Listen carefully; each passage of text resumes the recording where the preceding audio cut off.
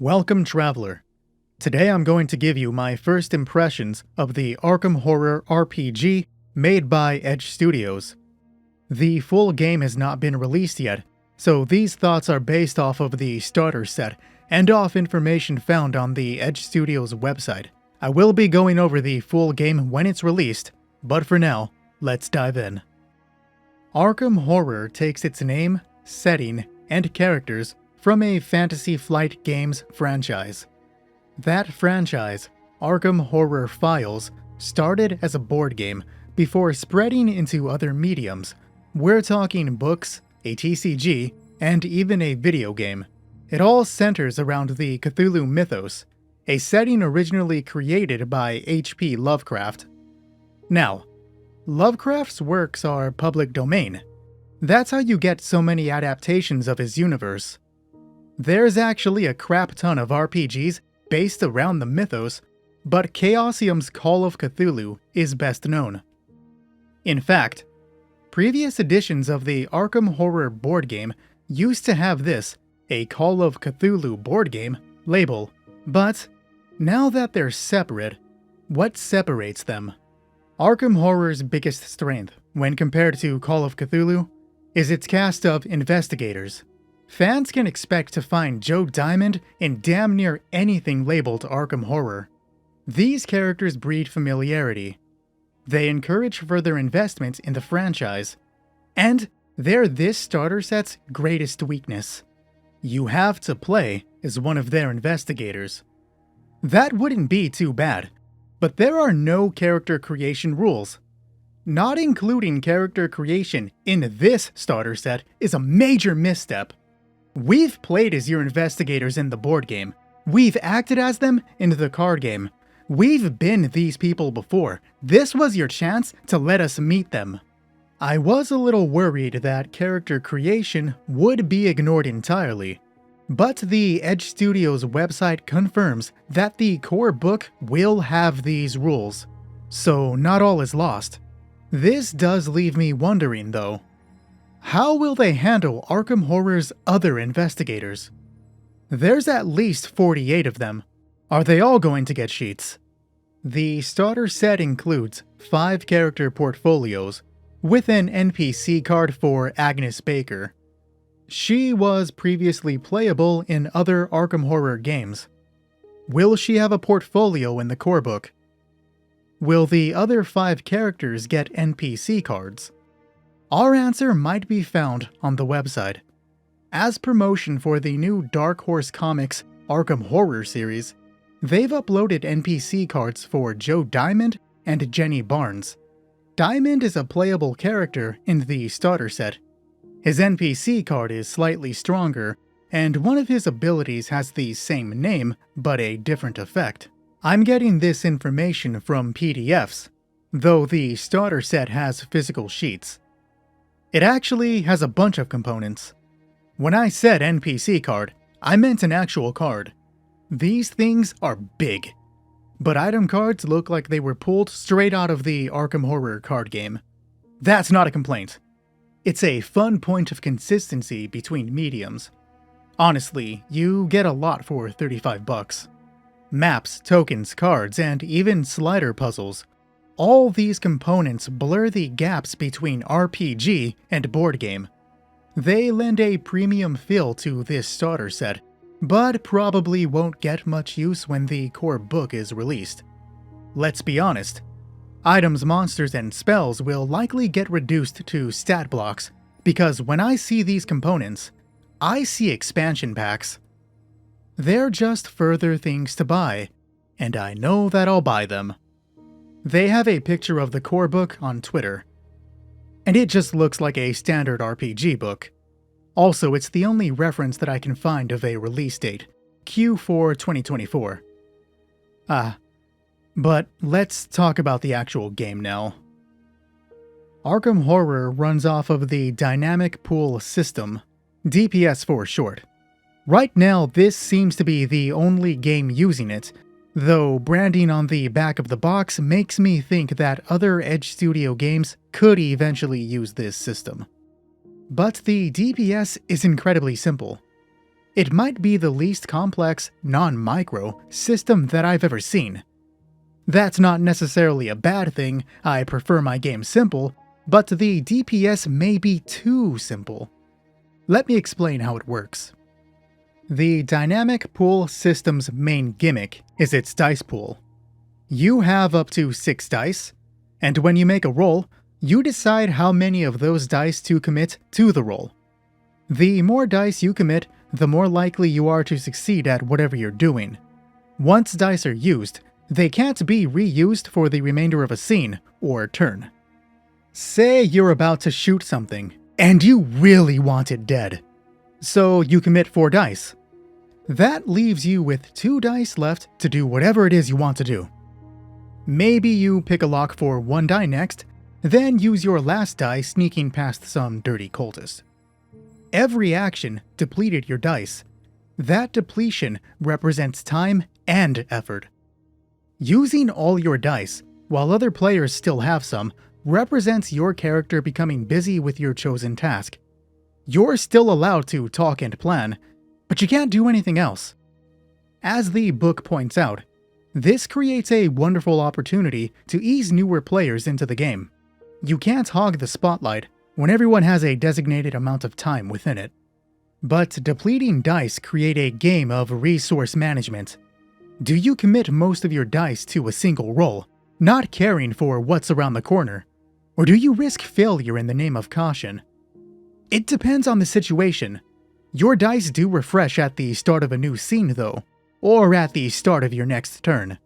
You just aren't guaranteed all 6 of them. Arkham Horror's dice pool isn't static, hence the name. It directly represents your character's health points. All player characters have 6 health, meaning all player characters have 6 dice. As your health goes down, so does your ability to act. Take 2 damage, lose 2 health. Your pool now has a maximum of 4 dice. It stays like that till you're healed. Depleting the pool in this way represents your character getting injured, thus becoming less responsive. It takes much more effort and much more time for a dying man to move down some hall. Actually, you don't really die when your HP hits 0. Hell, you're not even out of the fight. Player characters can just strain themselves. Straining completely refills your health, which completely refills your dice pool. But doing this gives you an injury. Injuries are negative effects taken off a random table. They can be as simple as falling prone, which costs you 1 die to stand up, or as complex as taking -1 on certain rolls because of a damaged leg. Injuries can get so much worse though. In fact, each injury adds 1 to your injury roll. Strain yourself enough and that's it, you're dead. But Arkham Horror gives you a decent amount of chances. To even have a chance of dying, you need to roll a solid 6 while having 4 injuries. That's 5 strains. That's 5 lives. Per player. Of course, stacking penalties will make dying easier, but you can heal an injury. Proper use of time, items, and abilities should prevent you from even getting close to death. I was torn by this at first. Death should be a major threat, but the more I thought about it, the more I liked it. Longtime viewers will know that I'll kill anyone for any reason. If the dice say it's your time, then buddy, it's your time. But it's different when I'm not playing with myself. Pause. RPGs are stories, and the best stories give you someone to invest in. This injury death system is a wonderful idea. It includes the threat of death without punishing someone for losing. Your player doesn't have to give up their favorite character or drop out of the game over a series of bad rolls, and you don't have to fudge some silly reason for their character to survive, no. This injury system provides a solid foundation for your story. It allows you to get attached to a character while actively putting them in danger. It lends Arkham Horror a bit of longevity, and I personally think RPGs work best through long-form storytelling. This injury system is great. Sanity isn't handled as well, though. For the unfamiliar, Sanity is a major part of the Cthulhu mythos. This universe chips away at you, breaking your mind bit by bit till nothing's left. It's a creeping process. The longer you face Lovecraft's horrors, the more of yourself you lose. The gradual instability of investigators is my favorite part of the mythos, and Arkham Horror doesn't live up to that. If you take horror damage, you replace the dice in your pool with an equal amount of horror dice. So with 2 horror damage and max health, you would have 6 dice. 4 of them are normal, 2 of them are horror dice. When committed to a roll, horror dice act like normal dice, with a single exception. If you roll a 1, you must take a trauma. Earned off a table. Traumas can be as simple as seeing something spooky. You get a small scare, then that's it. Or a bit more problematic, like having to run away from the nearest enemy. Rolling high enough on the trauma table can just straight up remove you from the game. You get lost in time and space. Notice anything about my examples. They're all immediate effects. As of right now, Sanity doesn't offer any long-lasting issues. Most effects stop at the end of the session. Sure, trauma grows incrementally, like injuries, but healing horror damage is pretty easy. It's just a simple check. You have no lasting damage. But this isn't one of those things I can really judge right now. Edge Studios has been very clear that the starter set doesn't include every rule. We're given just enough to run a short campaign, essentially a demo. But I don't know how Sanity will be expanded, because they've also been pretty clear about Arkham Horror being heroic.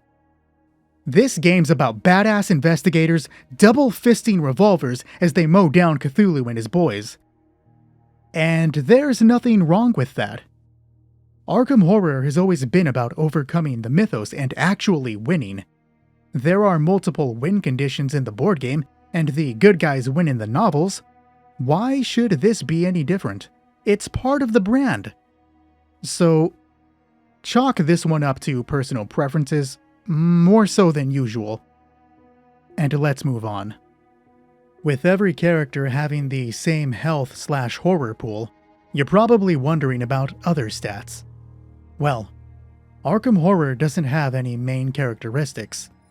Almost everything is handled by the game's 10 skills, which are agility, athletics, intuition, knowledge, lore, melee combat, presence, ranged combat, resolve, and wits. These skills are mostly self-explanatory. Swing a melee weapon with melee combat, roll agility to dodge, athletics to lift something, persuade with presence, hear something with intuition, see something with wits. Actually, that's a little confusing. Perception is handled by 2 different skills? Let's check some descriptions real quick. Intuition.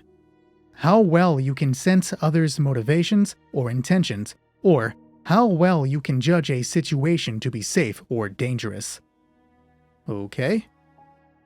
Hearing is part of judgment, but so is seeing something, right? You can see something and judge it to be safe. What about wits? Wits. How clever and mentally quick you are. That doesn't help much. One could argue that you have to quickly respond to a sound to judge if it's safe or not. Do we have some examples? Yes and no.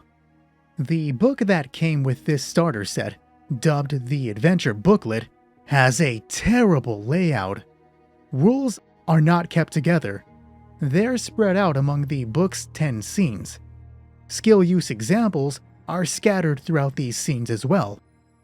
I only know that intuition can be used for sound because the book mentions it on page 33. Earlier, wits is referenced as a type of visual perception on page 27. Look, skills are kept wide on purpose. Players are encouraged to come up with use cases for them, but the layout of this book makes referencing examples a pain in the ass. I know why it's like this though. The developers laid out each scene in a way that gradually introduces the game's various mechanics. Scene 1 introduces you to role-playing a character. Scene 2 is combat. Scene 3 is role-playing with an NPC. Scene 4 is exploration, and so on. Turns out that the Hungering Abyss isn't a demo, it's a tutorial. One meant for the absolute beginner. You're meant to walk through this, scene by scene, after coming from one of the other Arkham Horror Files games. And I don't think that was the right call. Edge Studios went all out here. We have a bunch of dice, some maps, tokens, and these really neat cards. Seriously, I love these NPC cards. Why didn't we get a separate rulebook? You guys have the Genesis RPG on your website. That game has the best skill explanation. There are paragraphs for when to use a skill and when not to use it.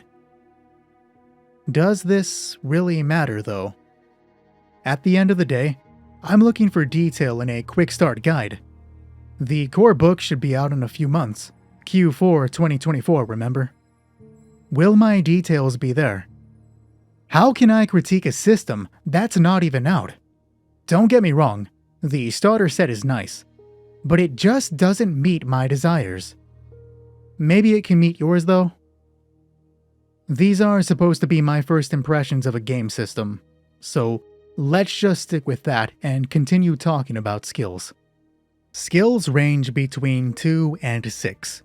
6 being the worst, while 2 is the best. You already know how committing dice works, so as long as one of your dice meets or exceeds the skill, you pass. Let's get a small example. Joe Diamond wants to shoot a ghoul in its stupid face. He has a ranged combat skill of 4, meaning he has to roll 4, 5, or 6 to hit the enemy. Feeling somewhat confident, and just slightly homicidal, he commits 3 of his 6 remaining dice. 3 dice are then rolled. He hits. Great job, Joe. That's why you're my 23rd favorite character. Simple enough. But I find issue with— Whoa, hold on. This part of the script needs to change. It's taken a bit to form my opinion, and they've updated a few things in the meantime. I originally talked about some wording confusion here. It's no longer necessary, but we're still going to address some of it, so here goes. Every character has every skill on their sheet. The lowest level a skill can be is 6, but it's still on the sheet. We find an in-game store on page 39. It's the Ye Olde Magic Shop, a location familiar to Arkham Horror vets. I'm pretty sure my girl Patrice starts there in the board game, but take a look at the text here.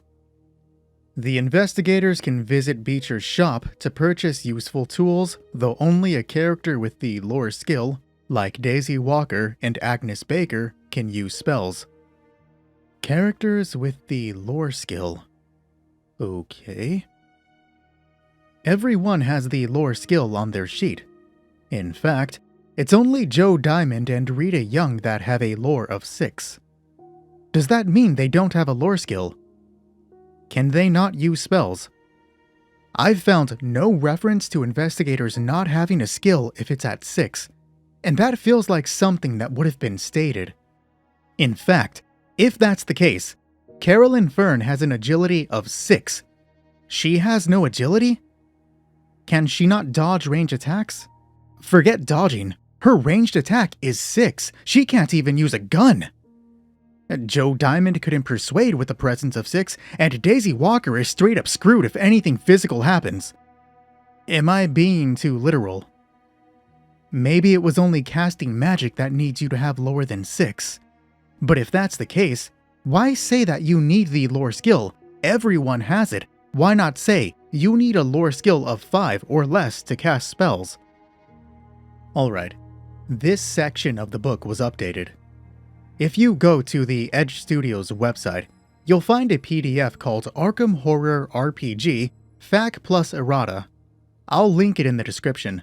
But the second page says this. Under Ye Old Magic Shop, change the following sentence. Purchase useful tools, though only a character with the lore skill, like Daisy Walker and Agnes Baker, can purchase spells. 2. Purchase useful tools. They clarify the confusion by outright removing it. Honestly, that was probably just leftover text from a previous draft of the game. I was about to delete this section of the script until I thought about something. I only know this correction exists because I'm checking the website daily, hoping to find the core book's release date. A casual fan that just bought the starter set because it said Arkham Horror probably isn't doing that. They're going to have a book with confusing rules, and someone is going to be thrown way off because of that. Maybe people won't care about it as much as I do, but it's still a major misstep. Remember, the designers approached this game with the absolute beginner in mind, so it's wild that this error got through.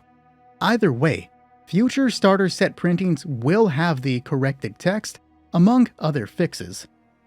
Oh, while I'm at it, page 10 says, the skills are explained here, in the investigator portfolios, and on the Game Master board.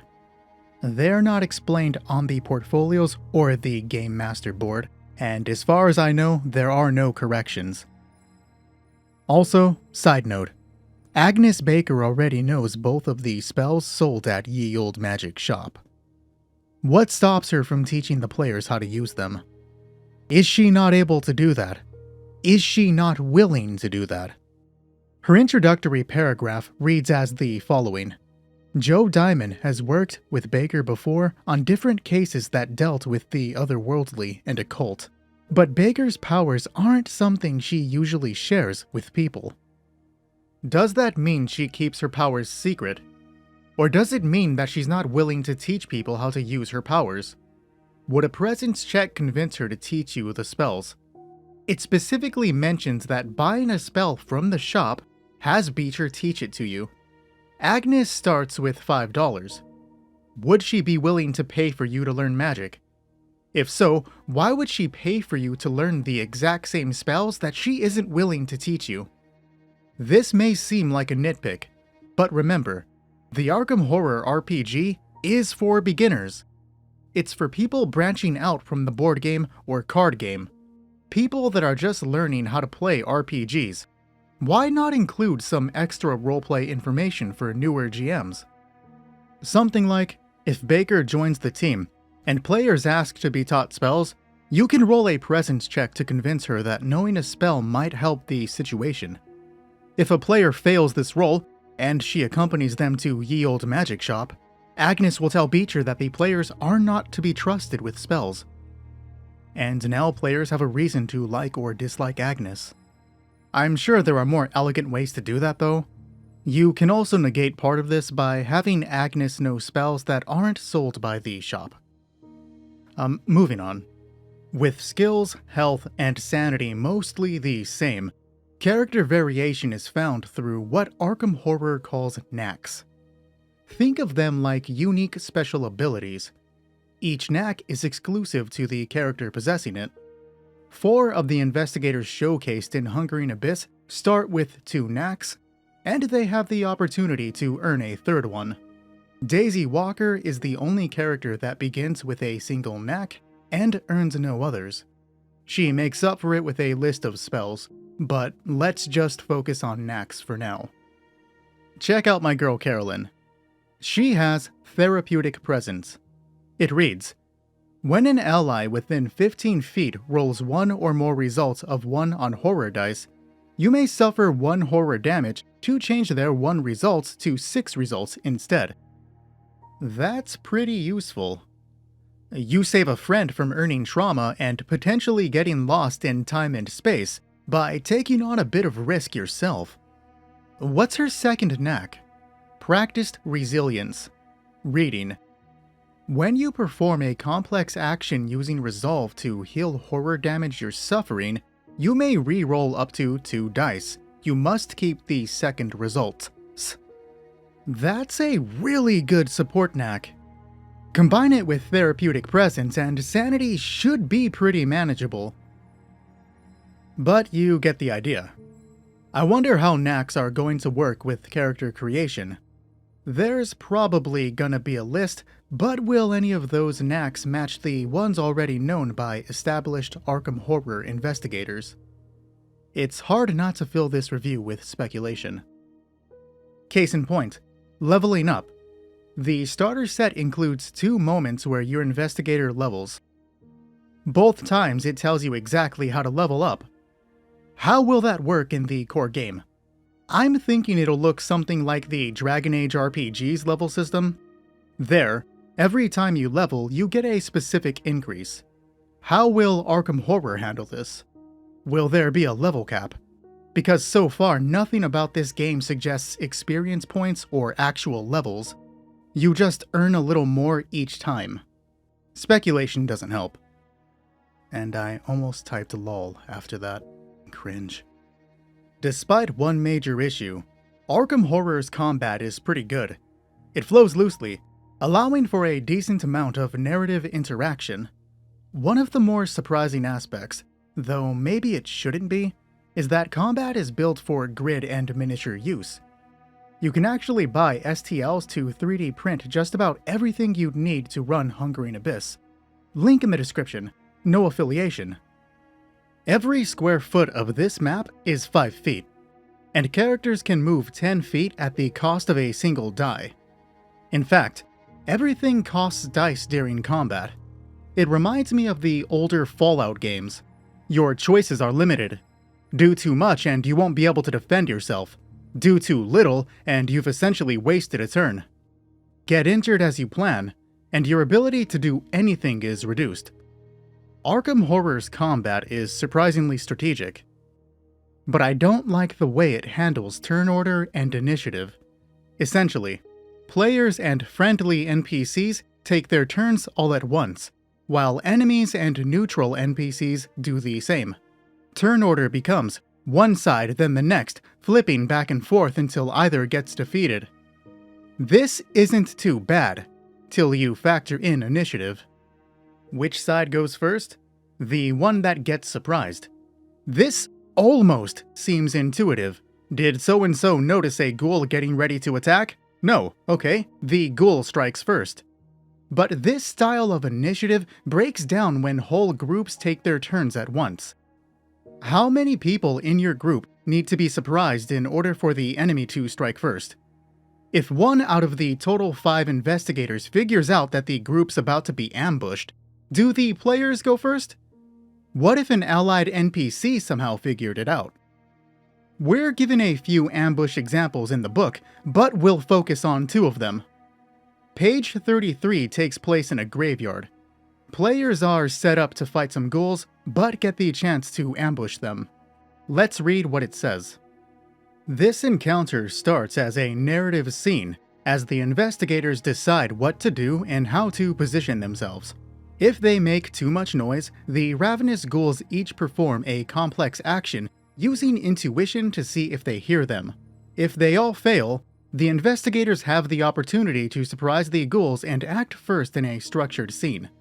Alternatively, if the investigators are taking a long time to choose a course of action, you can have the wind shift and initiate a structured scene as the ghouls smell the group. In this case, the Game Master takes the first turn. First off, structured scene is one of the names they use for combat. But notice that every ghoul has to fail an intuition check for the players to strike first. One noticing alerts the others. Players simply have to do nothing to get ambushed, and they don't get to react. How about in the next example? Page 37 sets the players in a cultist's house. Investigators are doing their thing when, oh no, the cultist comes home. What happens next? The investigators can try to sneak away unnoticed at this point, but they are more than likely about to have another fight on their hands. Sneaking away requires that each investigator and investigator ally succeed on a complex action using agility. If even a single person fails, combat begins. Ah, there it is again. One person failing starts the fight. In both cases, it only took a single character to get things in the whole group's favor. Having your entire group go at once encourages teamwork.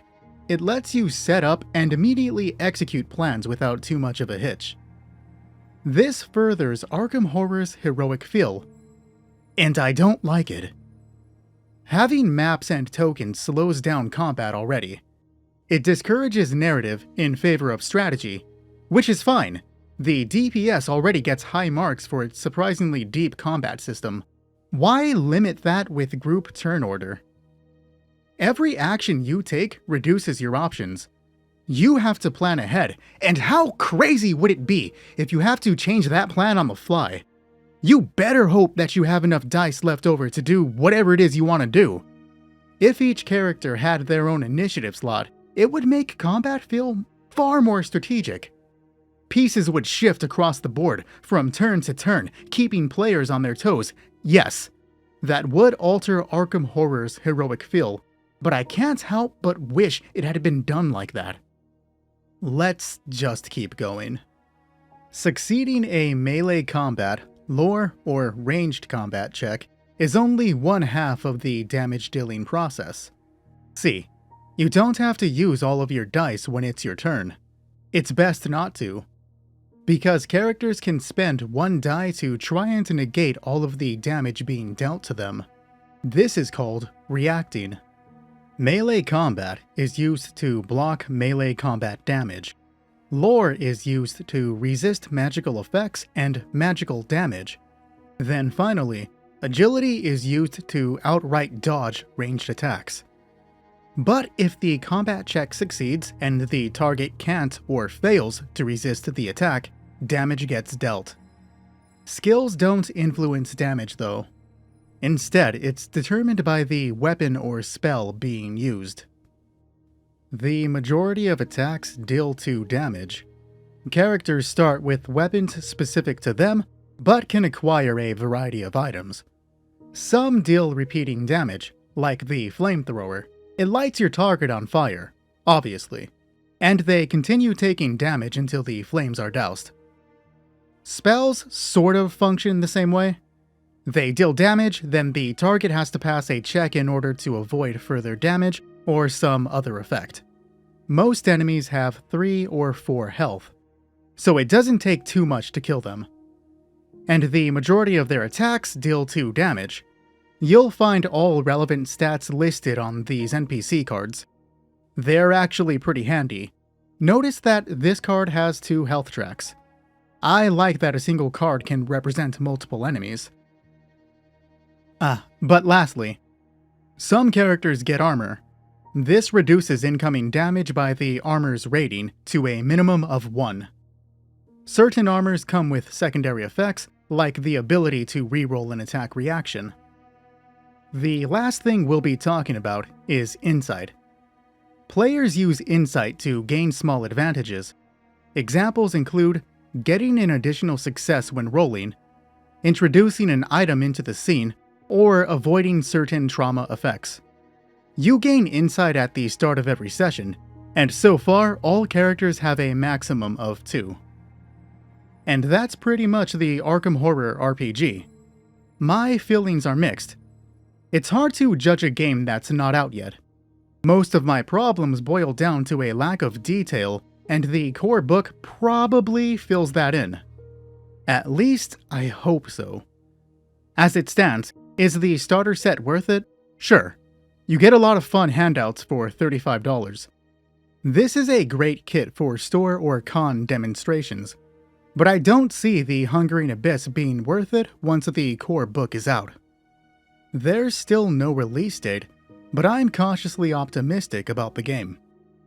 Other than character creation rules, I'm hoping for a decent selection of monsters and NPC investigators. Ideally, there will be enough of both for me to make custom scenarios. Monster creation rules would be sick, and stats for Patrice Hathaway would be greatly appreciated. We'll go over the full release when we can. But until then, I'll be... Hold up. I went and grabbed the Dark Horse comic. Those NPC sheets I talked about are in the back of it. You also get a variation of Jenny Barnes for the card game, complete with a new treachery and item card. Hell, they even have both Jenny and Joe for the Darkness Over Arkham gamebook. The second issue comes with a small scenario, a map, a monster, and a new NPC cultist. I wasn't planning on buying the comics, but these inclusions are well worth $3.99. Alright, see you in the next one. Oh shit, this random website says the book will be out on 9/30, 2024. I better hurry up with this video.